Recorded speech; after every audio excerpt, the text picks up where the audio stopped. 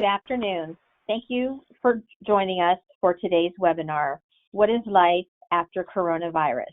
Understanding Legal Liabilities and Employment Regulations, presented by Rea Associates, a top 100 regional CPA and business consulting firm with offices across Ohio. My name is Renee West, a senior manager and lead HR consultant at Rea Associates, and I will be moderating today's presentation. Before we get started, there are a few housekeeping items to cover. First, if you have any questions during today's presentation, you may enter them into the chat box on your screen. We will try to answer as many questions as we can at the conclusion of today's presentation. However, to be respectful of your time, we know that we will not be able to get to them all. Therefore, following today's webinar, we will review all questions and send out the answers via email as soon as we can. When you receive this email, you will also receive the recording of today's presentation, as well as a link to participate in a very short evaluation. Please take a few minutes to share your thoughts about the presentation as a whole, the information provided, and our presenters. Your feedback is important to us as we determine future webinar topics related to the current COVID-19 crisis. Also, if you would like a copy of today's slides, you will find that they are available in the handout section of the webinar dashboard on your computer screen. The attorneys of Critchfield, and Johnston, Ltd. have prepared the content of this webinar for informational and educational purposes only. It does not constitute legal advice and is not intended to create an attorney-client relationship. Further, your participation in this webinar does not create an attorney-client relationship. Participants should not act upon any information presented in this webinar without seeking professional legal counsel. The legal information provided in this webinar is general and should not be relied on as legal advice, which Critchfield, and Johnston, Ltd. attorneys cannot provide without full consideration of all relevant information relating to one's individual situation. Today's webinar will be given by Kimberly L. Hall and Jacob E. Dean. Kim practices in Critchfield, and Johnston, Ltd.'s employment law group, where she counsels employers in employment law matters and assists employers on best practices in the areas of hiring, firing, and other disciplinary decisions, conducting internal investigations, and maintaining effective and compliant employee policies and regulations. Jacob advises Critchfield, and Johnston clients on a variety of corporate, tax, and related matters. Prior to joining CCJ, Jacob worked in the corporate tax department for the Procter & Gamble Company as a law clerk for the Honorable Albert G. Lauber of the U.S. Tax Court in Washington, D.C., bringing extensive experience to his clients. Today, Kim and Jacob will give insight about regulations recently issued by the Department of Labor, benefits available to individuals impacted by COVID-19 under both Ohio law and Federal CARES Act, Paycheck Protection Program Loan, and more. Passing it on to you, Kim and Jacob. Thank you, Renee. First of all, thanks to Rea Associates for having Jacob and I here today to talk about these subjects. I will just give a brief overview of what we're going to cover here today. We're going to cover three main topics. I will be covering the Families First Coronavirus Response Act. I'll be touching on the paid sick leave and paid family leave requirements under that act, as well as the small business exemption under the act. And then I'll touch on unemployment benefits available both under Ohio law and under the newer CARES Act. And then Jacob's going to touch on the Paycheck Protection Program at the end of this presentation. Next slide. We already went over the disclaimer, so we could go to the following slide, please.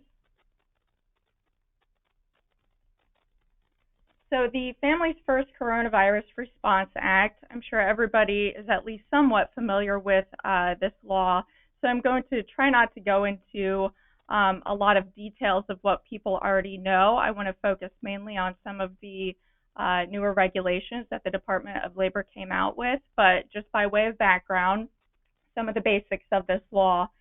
This law went into effect on April 1st, 2020, and it's going to expire on December 31st, 2020. So it's a temporary act, but it has some really important provisions that have a substantial impact on many employers throughout this country.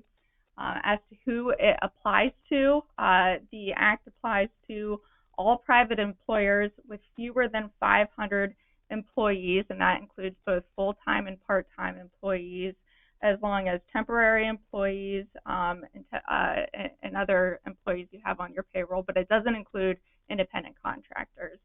And that includes all your employees throughout the United States. If you have a company with employees in the United States and then in a different country, you don't need to count the employees in a different country, but you do need to include all your employees within the United States in your employee head count. The Act also applies to most public employers. For purposes of our discussion today, I'm going to focus mainly on the private employers. Next slide.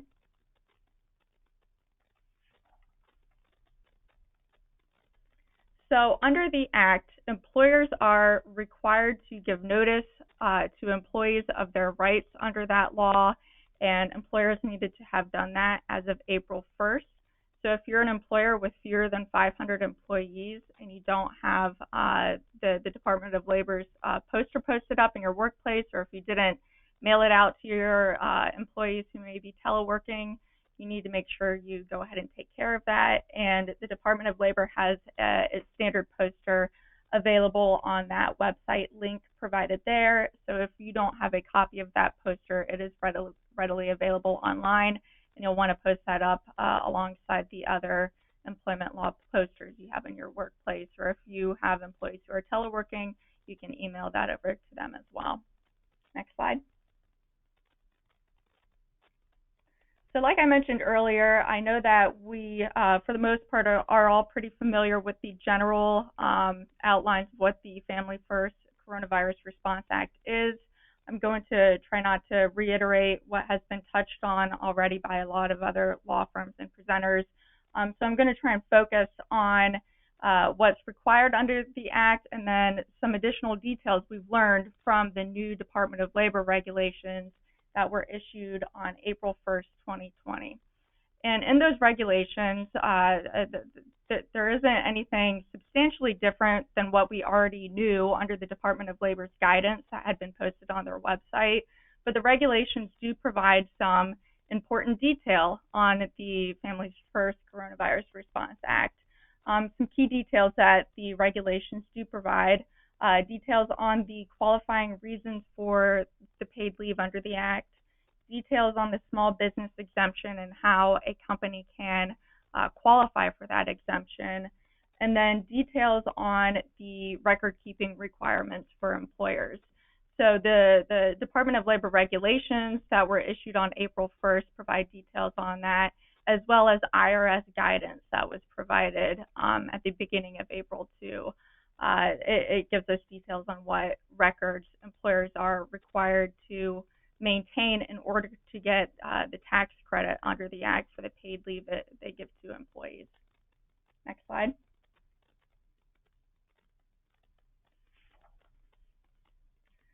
So the FFCRA, I'll refer to it shortly like that, there's two main paid leave provisions under that Act. There's the paid sick leave provisions, and then there's the paid family leave provisions. So I'll discuss those separately. Under the paid sick leave provisions, there's 6 different qualifying reasons for paid leave under that provision. The employee needs to be unable to work or telework, that means working from home remotely, due to one of the following 6 reasons. 1, the employee is subject to a federal, state, or local quarantine or isolation order related to COVID-19. Now, the Department of Labor and the regulations that they issued at the beginning of April said that the stay-at-home order, like we have here in Ohio, is considered an isolation order. However, as I'll touch on later in the presentation, if the employer does not have any work available to the employee, even though we have that stay-at-home order, that employee is not going to be entitled to paid leave under the Act. Under any of these circumstances here, if there's no work available for the employee to perform, that employee is not going to be entitled to paid leave under the Act. So it's sort of a confusing provision provided for in the regulations that a stay-at-home order is considered an isolation order. However, at the same time, if there's no work available for that employee to be working on, then that employee can't get paid sick leave under the Act. So it's a bit confusing, but that's what the regulations say. The second way somebody can qualify for paid sick leave is if the employee has been advised by a healthcare provider to self-quarantine for a reason related to COVID-19. The regulations do provide some interesting detail here. What we didn't know before was that if a healthcare provider tells an employee that they need to quarantine because that employee is particularly vulnerable to COVID-19, then that employee can be entitled to paid sick leave under the Act. So that employee doesn't necessarily need to be sick with COVID-19 or even have symptoms of COVID-19 to be entitled to paid sick leave under the Act. Here's an example. If an employee has a heart condition that puts that employee at particular risk for COVID-19, and the employee's healthcare provider tells that employee they need to self-quarantine at home due to the increased risk posed by their heart condition, and that employee conveys this necessary information to the employer, that employee could get paid sick leave under the Act. So that's a new piece of information that we didn't necessarily know about before. Going on to the third reason, an employee is experiencing COVID-19 symptoms and is seeking a medical diagnosis. The regulations make clear that the employee needs to be actively seeking a medical diagnosis, and the paid sick leave they're entitled to under the Act, they can only take it for reasons related to them seeking a medical diagnosis. So they can't simply say, I have symptoms, I need to stay home from work. They need to have that second part where they're also actively seeking a medical diagnosis in order to be entitled to paid sick leave under this provision. Next slide.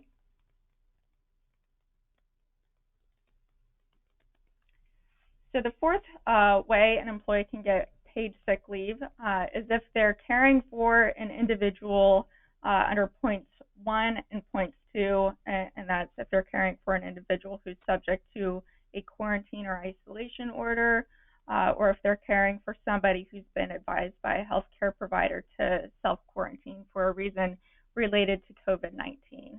Now that employee, the individual that employee is caring for doesn't necessarily need to be an immediate family member, but it does need to be somebody who the employee has a close relationship with, who they would expect to need to take care of that person. For example, even if the employee isn't necessarily related to the person they're living with, if it's a roommate and they need to care for that individual, they could be entitled to paid sick leave under that provision. The fifth qualifying reason, if the employee is caring for his or her child due to COVID-19 reasons related to the child's school or place of care being closed, or the child care provider is unavailable. Now, when we go on to the paid family leave provisions of the FFCRA, you'll see that an employee can get both paid sick leave and paid family leave if they need to stay home to take care of their kids because the school is closed or the care provider is unavailable. So we'll touch on that later, but I just wanted to highlight that. And also the regulations do add that the employee can only get paid sick leave under this fifth qualifying reason if no other suitable person is available to care for the child during that period of leave. So there were questions before that we were getting from employers as to whether if, say, mom and dad both work for the employer or mom and dad are both available to care for the child, if both of them can take paid sick leave. Here are the regulations to answer that question, and it is no. If one person is available to care for the child, then the other parent doesn't need to take paid sick leave. And then the sixth qualifying condition for paid sick leave is if the employee is experiencing any other substantially similar conditions specified by the Secretary of Health and Human Services. So that is very vague, and right now there is no additional qualifying reason specified by the Secretary, but we need to sit tight and wait to see if the Secretary comes out with anything before this law is set to expire in December. So we're going to take a wait and see approach with that, but right now there really isn't any additional qualifying reason. Next slide.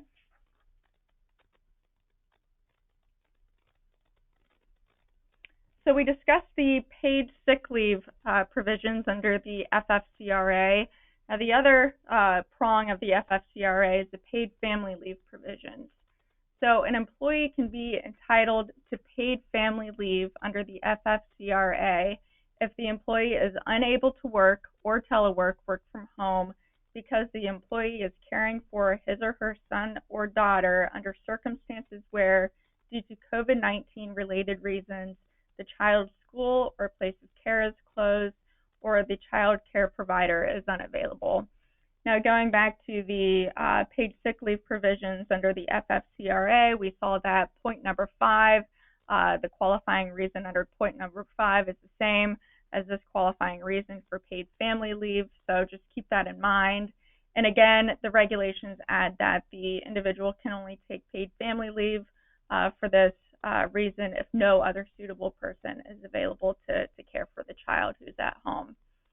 So just quick recap, under the paid sick leave provisions, there's 6 qualifying reasons where somebody could take paid sick leave. Under the paid family leave provisions, there's only 1 qualifying reason. Now, under the paid sick leave provisions, there's no length of employment requirement for somebody to be eligible for paid sick leave under the Act. So an employee can be employed on day 1 and be entitled to paid sick leave under the Act, even if they just began their employment with the employer, as long as they're meeting those qualifying conditions. But with the paid family leave provision of the Act, there is a 30-day requirement for employees to be eligible for paid leave under the Act. So the regulations specify that the paid family leave provisions are available to employees who are employed at least 30 calendar days prior to their leave request.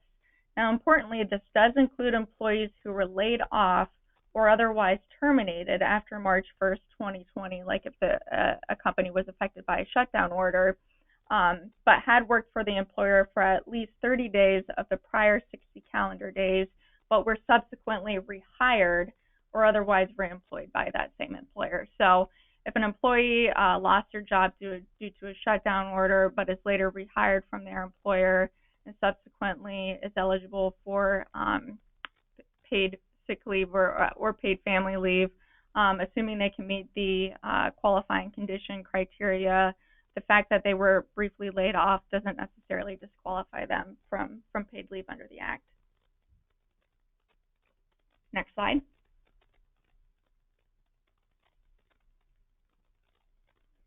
So I touched on this a little bit earlier, but the following are not qualifying reasons for paid sick leave or paid family leave under the Act. Business shuts down operations for any reason, including due to the stay-at-home order. So again, if there's no work available for an employee to perform, they're not entitled to paid leave under the Act. Likewise, if an employee is laid off for any reason, they're not entitled to paid leave. They're laid off because no work's available for them, or the employer shuts down, they're not going to be entitled to paid leave under the Act. And also, if the business reduces work hours due to a decline in business, that employee is not unemployed or unable to work due to a qualifying reason, and they therefore are not going to be entitled to paid leave. I'll just note that if an employee is currently on paid sick leave or paid family leave at the time of the business shutdown, their entitlement to paid leave is going to be cut off when the shutdown is effective. So employees who are affected by a business shutdown as a result of the stay-at-home order, even though they're not going to be entitled to paid leave under the FFCRA, they can turn to the unemployment system, which I'm going to be touching on later on in this presentation. Next slide. So just briefly, how much paid sick leave can somebody get under the FFCRA? For full-time employees, they can get up to 80 hours of paid sick leave. For part-time employees, they can get up to 2 weeks based on their regular part-time schedule.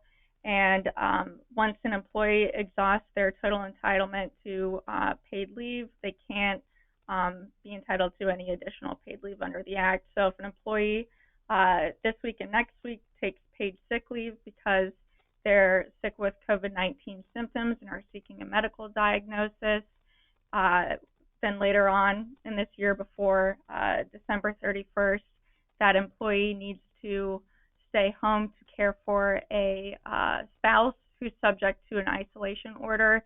That employee is not going to be entitled to a new period of 80 hours of sick leave. Once you take it and exhaust it, then it's exhausted. Next slide.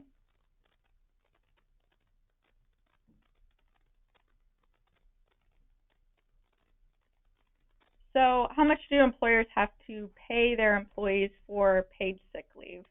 So it depends on what the qualifying reason for the sick leave is.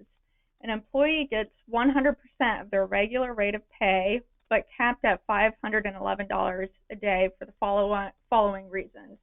The employee is subject to a quarantine or isolation order related to COVID-19. If the employee has been advised by a healthcare provider to self-quarantine for a reason related to COVID-19, and if an employee is experiencing COVID-19 symptoms and is seeking a medical diagnosis, under those conditions, an employee is entitled to 100% of their regular rate of pay. Next slide.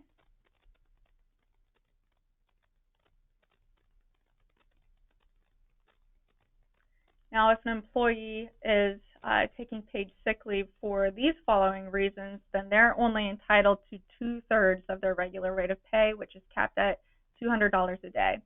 And that is if an employee is caring for an individual described in points 1 and points 2 above, if the employee is caring for their child because of the school closure or daycare closure, and if the employee is experiencing any other substantially similar conditions specified by the Secretary of HHS. Again, we don't have anything specified by the Secretary of HHS just yet, but if we were to get any further information dictating some sort of additional qualifying condition, then that would be paid at 2/3 the employee's regular rate of pay. Next slide.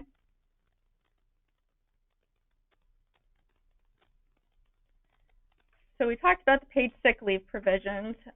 Now, what are employees entitled to under the paid family leave provisions? So again, to recap, for the paid sick leave provisions, a full-time employee is entitled to up to 80 hours of paid sick leave. Under the paid family leave provisions, an employee is entitled to up to 12 weeks of leave. The first 2 weeks of that leave, however, are unpaid.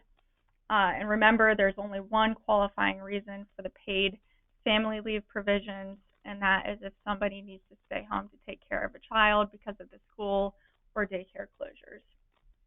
Next slide.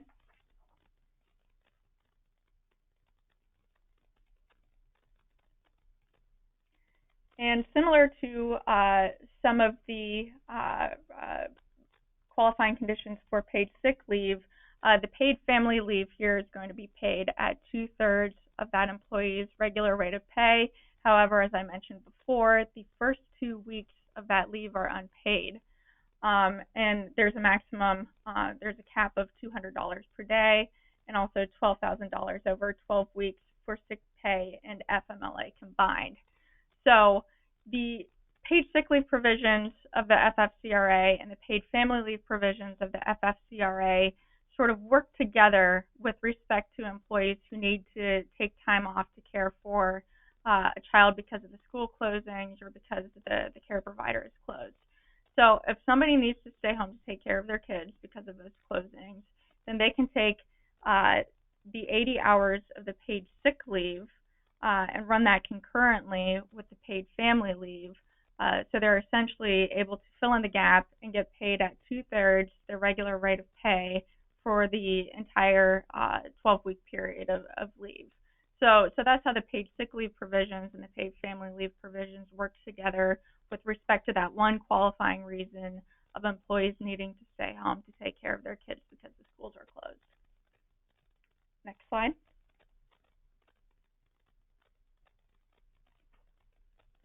Now this is something I really want to highlight here because this exemption available under the FFCRA is something that's commonly misunderstood, and we also didn't receive a lot of information on it before we got the regulations for the Department of Labor on April 1st. So there is a small business exemption under the Act available to businesses with fewer than 50 employees. However, as I'll touch on later, it's a very limited exemption, and it's only available if providing the payment under the FFCRA will jeopardize the viability of the business as a going concern. Next slide.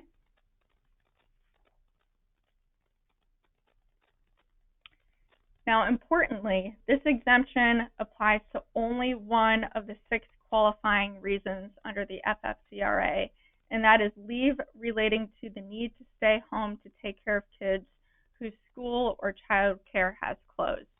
So if you have an employee, even if you have fewer than 50 employees and might qualify for the exemption, if you have an employee that approaches you and says, I need to take paid sick leave because I have symptoms of COVID-19 and am seeking a medical diagnosis, the employer is not going to be able to claim an exemption from providing that employee with paid sick leave. Because again, there's only one qualifying reason where this exemption applies, and that's related to employees needing to take leave to care for their kids who are out of school. In order to elect this exemption when the employee is taking leave to care for a kid who's out of school, the employer doesn't need to actually affirmatively apply for the exemption. The Department of Labor has specifically said, don't send in any paperwork to us. We're not going to be reviewing and approving any applications. Rather, this exemption is something that an employer with fewer than 50 employees can elect, assuming that the conditions for the exemption are satisfied. And I will discuss that in the next slide.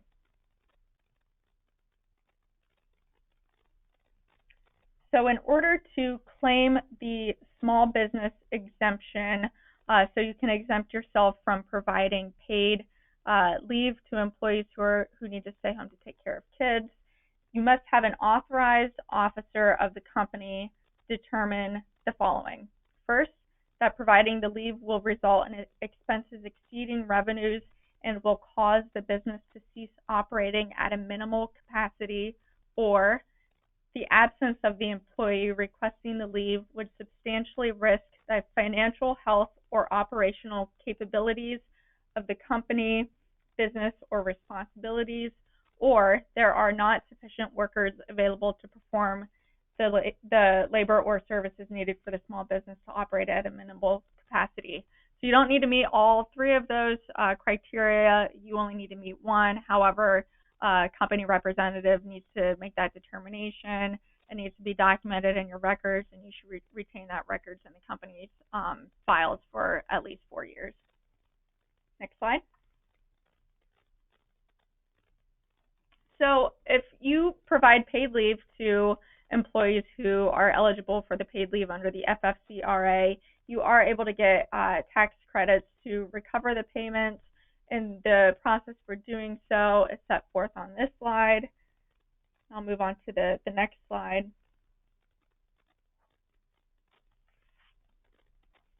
So another key point that was sort of clarified in the FFCRA regulations that were received on April 1st is the documentation.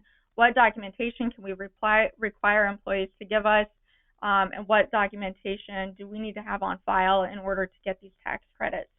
So the Department of Labor's regulations give us details about what documentation we need, and the IRS guidance that was issued at the beginning of April also give us the information about what documentation we need. So we need the employee's name, the dates for which leave is requested, a statement of the COVID-19 related reason the employee is requesting leave, and a statement that the employee is unable to work, including by means of telework, for such reason. Next slide. And depending on why the employee is requesting leave, we will need some additional documentation. For example, if the employee is subject to a quarantine or isolation order, we want the employee to provide us with the name of the entity issuing the isolation order. If a doctor told the employee they need to quarantine due to COVID-19 concerns, we need the name of that healthcare provider. And if leave is requested to take care of the employee's child, we need the name and age of the child, the name of the school that's unavailable, a representation from the employee that no other person will be providing care for the child during the period leave is requested. And then also the IRS guidance gives us this additional piece of information. They say that with respect to the employee's inability to work or telework because of a need to care for a child or they're older than 14 years old during daylight hours, they want a statement from the employee of the special circumstances that exist requiring that employee to provide care. So we don't have that mention of 14-year-olds in the Department of Labor regulations, but the guidance the IRS has issued on its website does mention that requirement, so it's worth pointing that out. Next slide. Now, in order to get the tax credit, the employer needs to maintain the information I discussed on the last slide, and the employer also needs to keep records determining the amount of qualified sick leave and family wages that are paid, as well as documentation showing how the amount was calculated. Now, once the employer has all this information, they need to retain it for a period of 4 years. Next slide. All right, having discussed the FFCRA paid family leave requirements, I'm going to go on to unemployment. I'm going to discuss unemployment available under Ohio law and then unemployment available under the Federal CARES Act. So I'll begin with Ohio law. Next slide.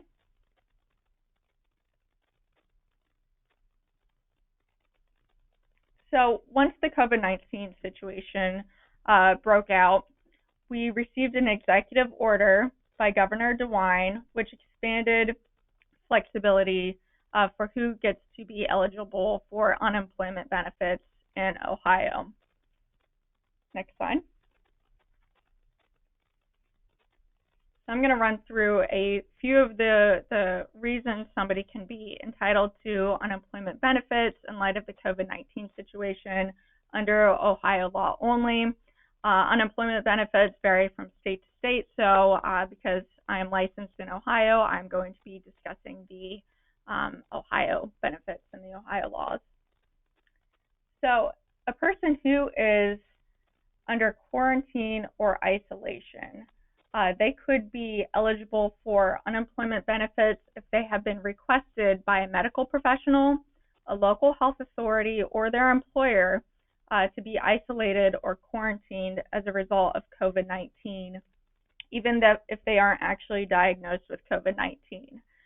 Importantly, however, an employee who hasn't been told by any of those entities to stay home, but rather just self-selects to stay home because they're concerned about COVID-19, that's not going to entitle them to unemployment benefits. Rather, they need to have been told by a government entity, a medical professional, or an employer to isolate due to COVID-19 concerns in order to be eligible for Ohio's expanded unemployment benefits. Next slide. So if a business has been shut down or if there's a business slowdown due to the stay-at-home order. So here, unemployment benefits in Ohio sort of fill the gap that was left by the FFCRA. As we discussed earlier, if a business closes down due to the shutdown order, the employees are not going to be entitled to paid leave under the FFCRA due to that shutdown. However, the employees who have been affected by the shutdown can turn to Ohio's unemployment system and file an application for unemployment benefits. Next slide. So even if an individual is not totally unemployed, they could be eligible for partial unemployment under Ohio's unemployment laws. But depending on how much they're continuing to make, that could either reduce or preclude their application for benefits. And as you'll see on this slide, if an employee, it depends on how much an employee is making as compared to what their weekly benefit amount is. So earnings equal to or less than 20% of the claimant's weekly benefit amount is not going to reduce the amount of benefits they're receiving from unemployment. But if they're making more than 20% of their weekly benefit amount, that will reduce the benefit amount dollar for dollar, and earnings equal to or over that benefit amount will result in no benefits for that week. So even if you are continuing to work and receiving some compensation, you could be eligible for unemployment benefits still. However, depending on how much you're making, that's going to affect your application for benefits if you're making over that 20% threshold. Next slide. So employees who are on FMLA leave are not entitled to unemployment benefits. Likewise, if you're receiving paid leave under the FFCRA, or if you're receiving paid leave under your employer's policies, you are not unemployed, you're still receiving benefits, and you're not going to be eligible for unemployment benefits under Ohio law. Next slide.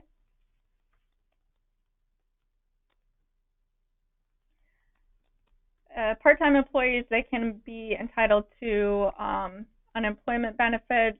This goes along with what I was discussing earlier about people who have reduced hours. Depending on how much you're making, that's going to potentially affect your application for unemployment benefits. But you could possibly be eligible for unemployment in Ohio, even if you're not completely unemployed. Next slide. So in Ohio, in order to get unemployment benefits, you need to have been making at least a weekly wage of $269 during the base period of the claim. The base period is a funny calculation the unemployment office does. It's the first 4 of the last 5 completed calendar quarters at the time the claim is filed. So we're looking at what your weekly wage during that period of time was. And if you don't meet the $269 per week qualification, you're not going to be entitled to unemployment benefits under Ohio law. However, it's possible that you could be entitled to unemployment benefits under the new federal Coronavirus Aid, Relief, and Economic Securities Act, which is the CARES Act. That extends unemployment benefits to people who are otherwise not eligible for unemployment benefits under state law. Ohio says that they're working on implementing that system, and once it's up and running, people who are eligible for benefits under the CARES Act, their benefits will be retroactive to January 27th up for a period up to 39 weeks. And I'll discuss the CARES Act in more detail in a couple of slides. Next slide. All right, here's the CARES Act. So the CARES Act was signed into law on March 27th, 2020. And the CARES Act has a couple key provisions. It creates 3 new unemployment insurance programs: the Pandemic Unemployment Compensation, the Pandemic Emergency Unemployment Compensation, and the Pandemic Unemployment Assistance. Next slide. So in short, these 3 programs allow people to get more unemployment benefits. They allow people to get unemployment benefits for a longer period of time, and they allow more people to be eligible for unemployment benefits. So on here, there's just a breakdown of what these 3 programs provide. The PUC, or the Pandemic Unemployment Compensation, provides that $600 a week benefit amount that a lot of people have been hearing about in the news, and that's on top of the weekly benefit amount that people receive under state unemployment. The PEUC, or the Pandemic Emergency Unemployment Compensation, that extends benefits for an extra 13 weeks, and that's after somebody's already exhausted the benefits under state law. And then the PUA, the Pandemic Unemployment Assistance, that extends benefits to people who usually wouldn't be entitled to unemployment under state law, such as self-employed people, freelancers, and independent contractors. Next slide. So as I mentioned, the PUC, that's the provision of the CARES Act that gives people the $600 a week on top of their state unemployment benefits. So if somebody in Ohio is eligible for unemployment benefits under Ohio law, which is typically about 50% of what the person would normally be making. So you get the state benefits of 50% of your normal wage plus $600 a week on top of that. So that's a huge benefit that's available to anybody who's eligible for state unemployment benefits here in Ohio. And importantly, PUC is not considered income for the purposes of eligibility for either Medicaid or CHIP. And even though the $600 benefit is something that's provided for under federal law, the states are going to be issuing this benefit amount.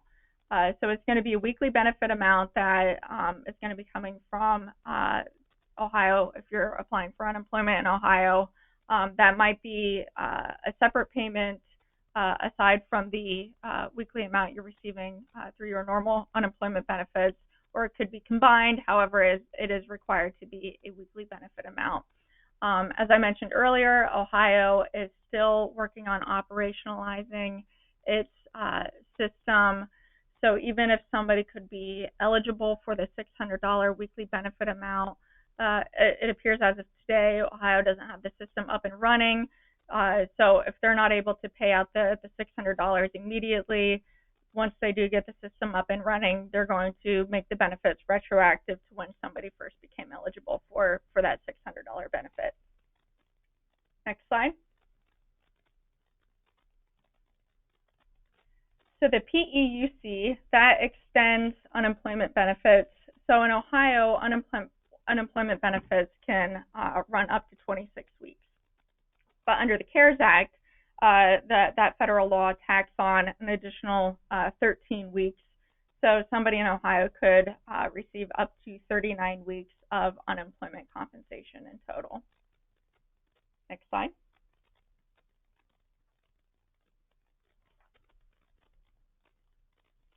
And then the Pandemic Unemployment Assistance, that extends unemployment to people who typically aren't eligible for state unemployment benefits. And that includes self-employed workers, independent contractors, freelancers, workers seeking part-time work, and workers who do not have a long enough work history to qualify for state unemployment benefits. Next slide.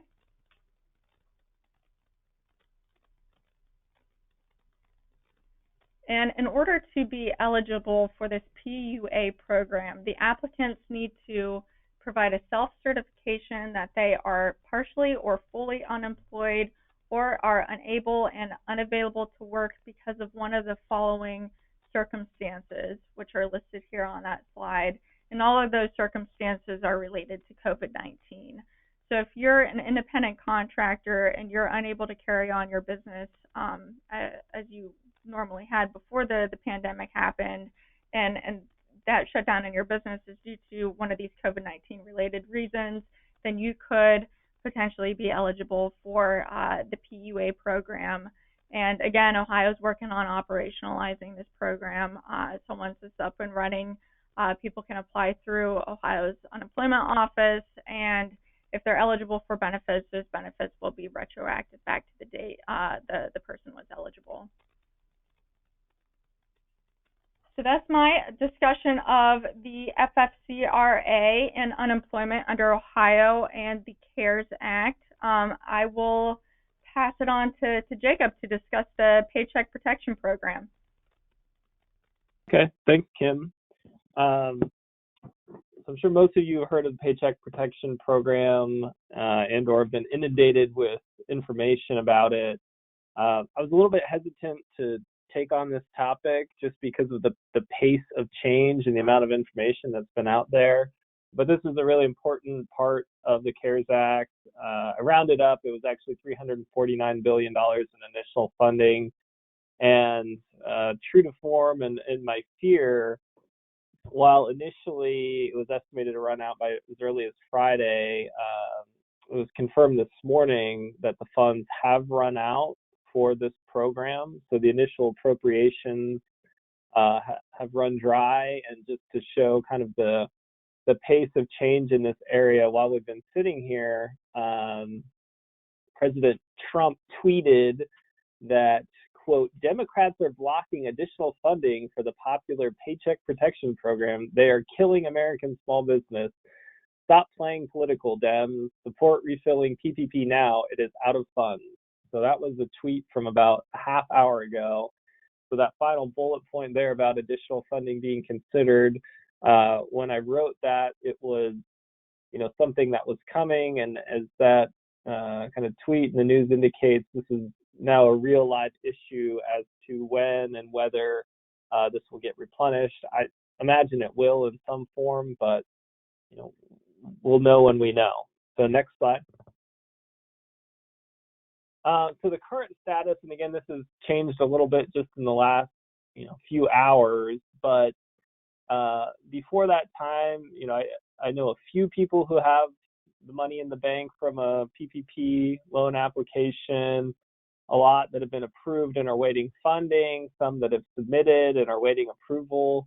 I know there's going to be some questions about, okay, well, what happens if my application was in the queue when they say, the money's out? What does that mean? Obviously, if you've either received the money or you receive word that the application is approved and waited funding, you'll be good. My read of the SBA's notice or release from earlier today, all right, maybe late last night about this, is that the lenders, the banks who are playing and the intermediaries in this process, won't be able to load additional applications onto the system. So those that have made it onto the SBA system should be in, I believe, but it says that applications received by the banks but not submitted to the SBA won't be completed. So if you have any questions about where your application is, I would definitely reach out to your bank and see. And if it hasn't yet been submitted through the SBA's portal, we'll keep your fingers crossed for additional funding. One other thing that I think has kind of been important over the last little bit is that there were actually two different dates of applications, and there was a second date, which was April 10th, which was the applications for self-employed individuals and independent contractors. So just in terms of how the political leanings go, I think this is another reason why I would be surprised if there wasn't additional funding appropriated, because it's only been a really, really small window for that group of individuals to be able to get an application in. Next slide. So I know we're getting close out of time here, and this is a topic that's been touched on a lot, but I wanted to focus on just a few of the issues and questions that we've been getting, that we've been dealing with in terms of the PPP as we move, again, from kind of application stage to waiting and or deciding what to do with money. So there's lots of questions on the mechanics of and timing of it. Once the loan is approved, the bank, per the Treasury guidance, has 10 calendar days to fund the loan. I saw some news earlier today that there are some groups lobbying to extend that period of time, but right now it's 10 days. And then once the loan is funded, that starts the 8-week clock in which you have to spend your PPP funds. The next bullet point is one that Kim and I have been wrestling with a lot, and this is kind of the intersection of the PPP and unemployment, and that's the question of what if I have work and people don't want to come back to work? With that additional $600 that Kim described of federal unemployment funding that people are getting, there's a lot of hourly wage workers who are making more and potentially significantly more money on unemployment than they were being employed. The challenge with that and how it intersects with the PPP is the PPP program is meant to get people to either retain or rehire people, keep them on payroll, maintain levels of payroll. So you get kind of the rub of where businesses are starting to or hoping to open back up, but people aren't real motivated to go back to work to make less money. So from an unemployment side of things, Kim's the expert there as far as, what you can and can't do as an employer, but a foundational element of unemployment is that there's not work available to you. So if you as an employer make work available, obviously that person would be risking potential unemployment benefits. But focusing on the PPP side, we've gotten the question, can I hire somebody else? Can I backfill that position? And the answer is yes. The formulas for forgiveness on the loan side are focused on payroll expenses and headcount. It doesn't look at an individual level. Like, you had Nancy on payroll before and you had Nancy on payroll after. It's looking at, the amount of payroll expense that you had, and it doesn't matter. So if you have somebody who doesn't want to or can't come back to work, absolutely, for PPP purposes, if you can fill that role, that would help in your calculations to ensure that you've maintained payroll levels. The next question is about the application for self-employed individuals, independent contractors. If you're in that boat, I would definitely recommend following this link. There was guidance issued this week, just 2 days ago, about the application there, and really clarifies some things that were ambiguous in the statute. Next slide.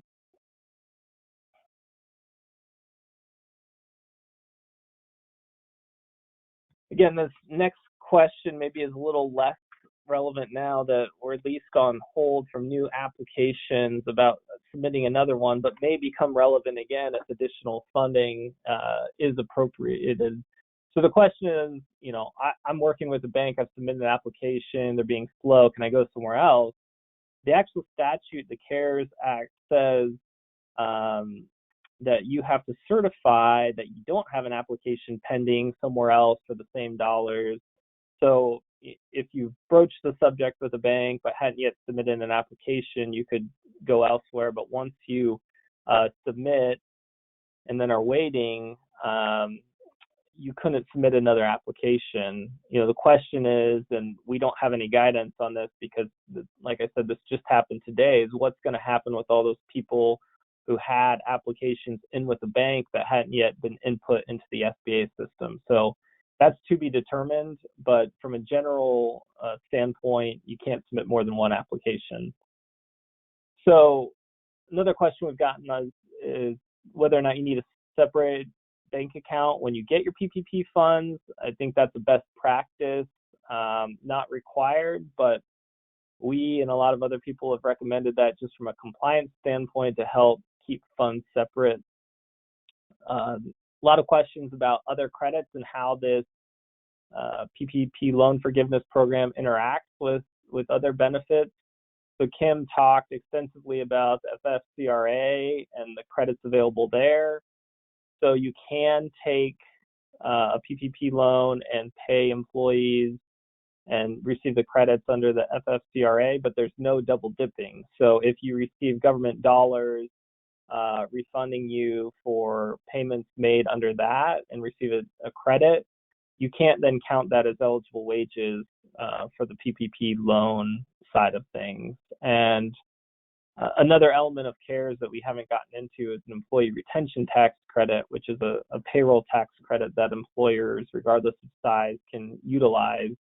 And it says explicitly that if you obtain a PPP loan, that you can't benefit from the employee retention tax credit.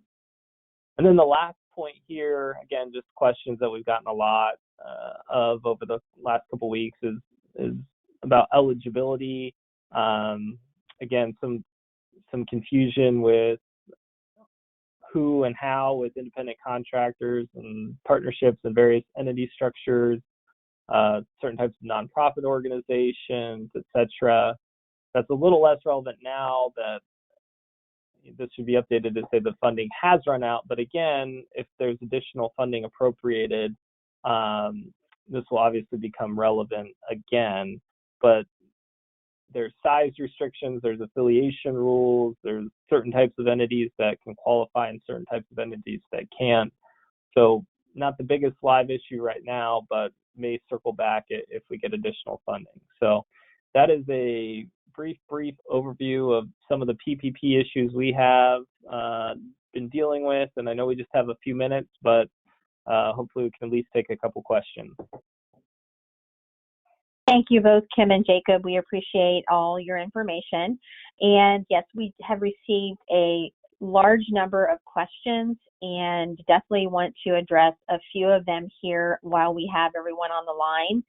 And we will also be providing follow-up to each question in subsequent emails as well. And we appreciate your questions. So the first question actually is directed to Kim. Is it available for the leaves to be taken intermittently or hourly? So leave under the FFCRA can be taken intermittently if the employer agrees for the employee to do that. Now, and it also depends on the type of leave the employee is taking. For example, if an employee is sick with COVID-19 symptoms, obviously it's not going to be doable for the employee to come in a couple hours a day to the workplace because that's going to be risking people's health and safety. But generally speaking, yes, if the employer and the employee agree that the employee can take some of their family leave, for example, intermittently, that is permissible. Thank you. Actually, the next question could be directed to both. What if someone the employer would like to call them back, the employee does not want to come back to work because they feel that it is not safe? Can the employer, require the employee to use their PTO time or vacation time? And if so, can they pay that time from the PPP funds? I can touch on the sort of part of this question. If an employee feels unsafe returning to work, my first advice would be for the employer to have an open and honest conversation with the employee about why they feel unsafe returning to work. If, for example, the employee has noticed that there is no hand sanitizer available for employees to use, then the employer definitely wants to heed the employee's advice and improve on safety where safety can be improved. But if an employee is not pointing out specific safety issues at work and just has a general concern about working when the COVID-19 pandemic is going on and is otherwise healthy and able to work, then the employee really isn't entitled to refuse to come to work. The story would be different, however, if the employee had a medical condition that put them at risk for COVID-19. If somebody has COPD, for example, and they're high risk, then the employee might be able to take the paid sick leave under the FFCRA if they have a doctor's advice stating that they should stay home. But if the employee is healthy and there's really no apparent safety concerns specific to the employer that's putting the employee at risk, the employee can't refuse to come to work, but the employer can try and be flexible with that employee and allow that employee to take paid leave under the employer's policies if paid leave is available. But the employee can't get the paid leave under the FFCRA. And just to follow up on the PPP side of things, so the whole purpose of that, provision of CARES is to keep people on payroll, to have employers doing what they can. So yes, the funds can be used for those types of payments. If you look at the statute and the definition of payroll cost, it talks about salary and wages, but it also says the payment of vacation, parental, family, medical, or sick leave. So those would be good uses of the funds for PPP purposes. Great, thank you. So we have two more questions that I think we can get through pretty quickly here. The first one I believe, is directed towards Kim. Do you have any information on the healthcare credit under the FFCRA? It seems to be hard to find information on this piece. So the healthcare credit under the FFCRA, so part of what you're paying for the employees is the healthcare is included in that. Looking at the regulations for the FFCRA, you obviously need to determine the qualified costs that go towards that. And I may need to follow up on the precise calculation of that. I'm trying to pull it up right now, but we might want to move on to another question. It might take me a second to pull that up, but I will look at that and I'll be able to get back to you with a response. That's perfect. That's perfect. So one other question, and I know that we've received this from some other individuals as well. If a business actually shuts down, how are they to verify any unemployment compensation requests that come through? So that's a great question. If they're not able to have anybody who's carrying on the minimum basic operations permitted by the stay-at-home order, for example, if they don't have somebody picking up the mail who's making sure they're carrying on those basic operations, if they're entirely shut down completely, then that is a tough bind for them to be in, if they're not accessing any mail whatsoever.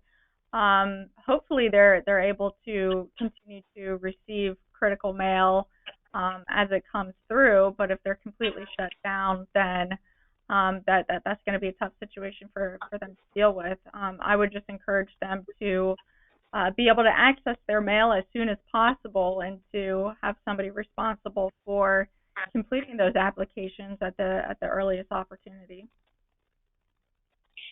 Thank you. At this time, we appreciate you both taking time to talk through, and again, we will address each question individually and send these back out to all attendees. We would like to thank you for joining us for today's webinar on what is life after coronavirus, understanding legal liabilities and employment regulations. We hope Kim and Jacob were able to provide you with some valuable insight that will help you make sense of the current government recommendations stemming from the COVID-19 crisis. If you sign off today and realize that you have additional questions, you are always welcome to reach out to Kim and Jacob directly. You can also contact any of our Rea team members from the firm's website at www.reacpa.com. Don't forget to watch your inbox for an evaluation survey, assessing the recording of today's webinar, and more. Thank you again, and we hope you have a wonderful rest of your day.